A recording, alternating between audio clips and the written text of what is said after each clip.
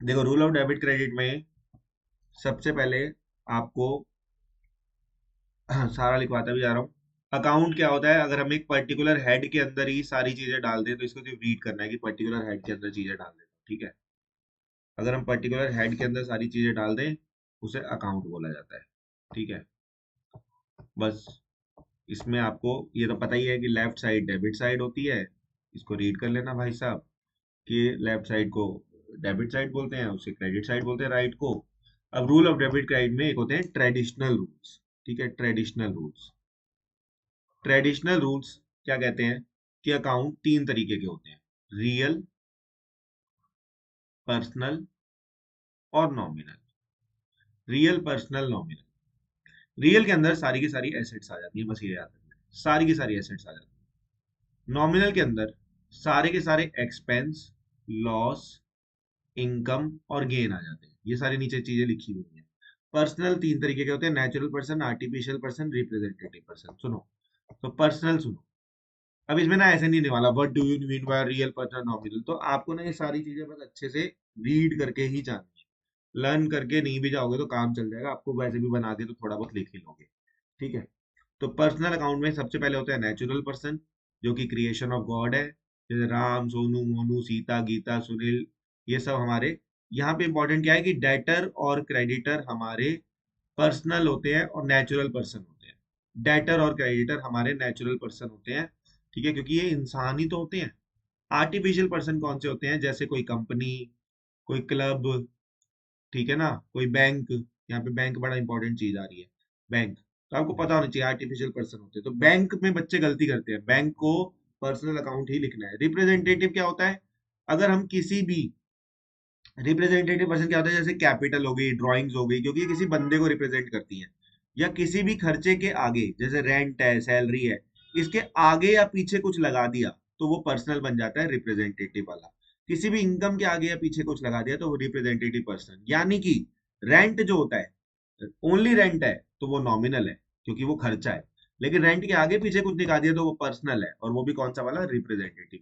Assets आपको real already आपको बता ही दिया कि जितनी भी एसेट्स होती हैं वो रियल होती हैं, लेकिन डेटर और बैंक को नहीं लेना। डेटर और बैंक को क्यों नहीं लेना, कोई मुझे बताएगा? क्योंकि डेटर और बैंक तो किस में चले गए, पर्सनल में चले गए। कौन से वाले में? बेटा बैंक जाएगा आर्टिफिशियल में, और डेटर नेचुरल बंदा होता है इसलिए नेचुरल में जाएगा, ठीक है। नॉमिनल के अंदर मैंने आपको सारी चीजें बता दी, रेंट, सैलरी, जितने भी एक्सपेंसेस हो गए, इनकम्स हो गई, वो सारे के सारे यहाँ पे आ जाते हैं, ठीक है, सारे के सारे यहाँ पे आ जाते हैं नॉमिनल में। अब बताओ, नॉमिनल के आगे पीछे कुछ लग गया तो वो क्या बन जाएगा? नॉमिनल के, यानी रेंट वेंट के आगे पीछे कुछ लग गया तो वो क्या बन जाएगा? तो वो पर्सनल बन जाएगा, कौन सा, रिप्रेजेंटेटिव पर्सन, ठीक है। चलो, तो इसके रूल क्या होते हैं, इसको लर्न कर लेना, ठीक है। हाँ हाँ, और अगर इनकम है ओनली तो वो फिर हमारा नॉमिनल है, ठीक है। अब सुनो, रूल्स क्या कहते हैं ये डेबिट क्रेडिट के, इसमें क्या कहते हैं, debit the receiver, credit the giver. Personal का रूल क्या है, रिसीवर को डेबिट करो, गिवर को क्रेडिट करो। रियल का रूल क्या है, जो what comes in what goes out. और नॉमिनल का रूल क्या है, सारे एक्सपेंसेस को डेबिट करो, सारी इनकम को क्रेडिट करो। ये लर्न करना आपसे, ऐसे आ जाएगा एमसीक्यू। एमसीक्यू वैसे नहीं पूछेगा, एमसीक्यू में पूछेगा, कहेगा पर्सनल का रूल क्या है, तो आपको हो गया रिसीवर गिवर, आपको याद भी आ जाएगा ना, पर्सन कौन होते हैं, रिसीवर गिवर होते हैं। रियल का रूल क्या है, कुछ आ जा रहा है, एसेट। नॉमिनल में एक्सपेंस और इनकम, ये पता होना चाहिए, ठीक है।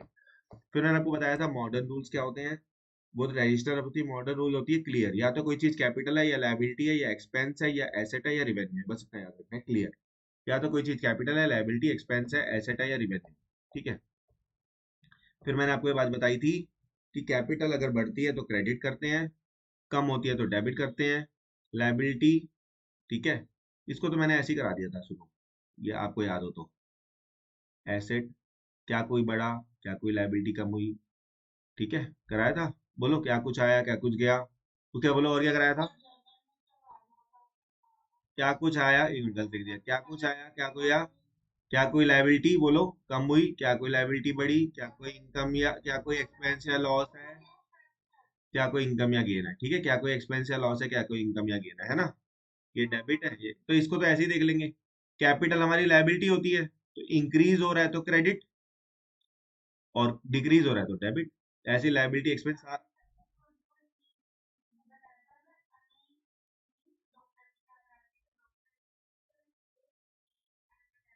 हाँ वो भी बताया था, मैंने रट्टा लगवाया था। ठीक है। सुनो, अभी आपको ये टेबल से ही काम चला लो, तब आप छोटे बच्चे थे, अब आपका इसी से काम चल जाएगा। एसेट बढ़ रही है तो डेबिट कम हो रही है, तो क्रेडिट लायबिलिटी कम हो रही है। ठीक है, ये सारी चीजों से आपका काम हो जाएगा, इस टेबल से काम हो जाएगा। आपको इसको इसकी ज्यादा टेंशन लेने की जरूरत नहीं है। ठीक है, इसके कुछ क्वेश्चंस हैं, इस पे लिख लो। प्रैक्टिस मस्ट डू, इसकी प्रैक्टिस करनी है। ठीक है, इसकी भी प्रैक्टिस करनी है कि क्या है, ये जो दो एग्जांपल्स कराए उससे बेसिस पे अगर ये सब चीजें इंक्रीज हो रही हैं तो आपको क्या करना है, इसकी भी प्रैक्टिस करनी है। एमसीक्यू आ सकता है इस पे। और इसकी भी सिर्फ 4 क्वेश्चन आपने इसमें करने हैं, सिर्फ और सिर्फ 4 क्वेश्चन। ठीक है, ये क्वेश्चन आप छोड़ दोगे, इसमें कुछ नहीं करना आपको। ठीक है, काटा लगा दो। फिर आते हैं टी शेप अकाउंटिंग में। टी शेप अकाउंटिंग में इससे पहले वाला बड़ा क्वेश्चन था जो, सुनो,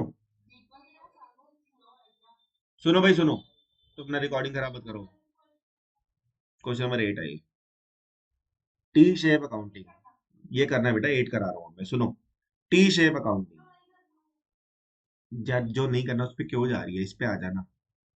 सुनो, ये ले ओ ओ ओ ये ले 7 नहीं करना। ठीक है, चलो देखो, टी शेप अकाउंटिंग सुनो।